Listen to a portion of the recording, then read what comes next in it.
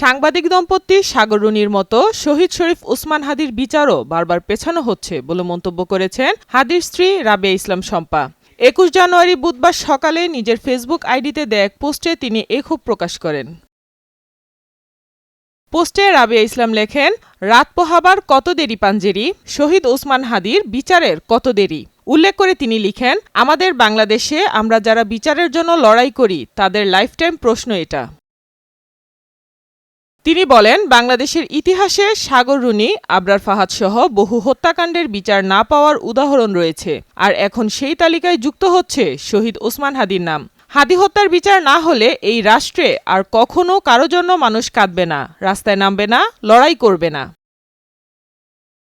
হাদি এখন আর তার পরিবারের নয়, সারা বাংলাদেশের উল্লেখ করে পোস্টে হাদির স্ত্রী আরও বলেন, আপনারা যদি ভাবেন হাদির পরিবারকে এটা ওটা দিচ্ছি করে বিচার কাজ বন্ধ করবেন, তাহলে সেটা আপনাদের চরম বোকামি। পুরো বাংলাদেশের মানুষ জানে সমস্যা কোথায়। আপনারা যত দেরি করবেন আমরা তত বেশি ঐক্যবদ্ধ হব।